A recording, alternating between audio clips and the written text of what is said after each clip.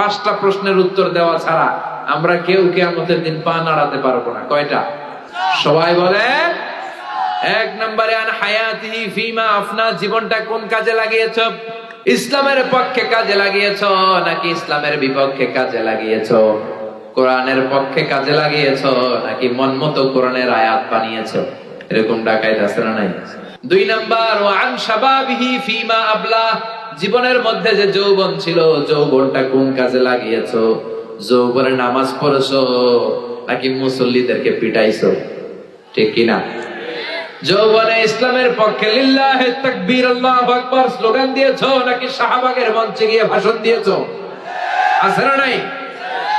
3 number জিজ্ঞেস করা হবে আন মালিহি মিন আইনা ইকতাসাবাহ, সম্পদ কোন পন্থায় উপার্জন করেছো? হালাল পন্থায় নাকি হারাম পন্থায় উপার্জন করেছো? অফিসের ফাইল আটকিয়ে লাখ লাখ টাকা ঘুষ খেয়েছে, এরকম আছে না নাই? পাই টু পাই হিসাব। 5 নাম্বার প্রশ্ন, যতটুকু কোরআন আর হাদিস থেকে জানার চেষ্টা করেছো ততটুকু মেনেছো কিনা? এই 5টা প্রশ্নের উত্তরের দরকার আছে না নাই? 5টা প্রশ্নের উত্তর পাই আল্লাহ আমাদের কাছ থেকে বুঝে নিবে। আমরা এই কঠিন বিপদের দিনের জন্য এই প্রশ্নগুলোর উত্তর করতে পারি, আল্লাহ তুমি তৌফিক দাও। আরো জোরে বলেন আমিন।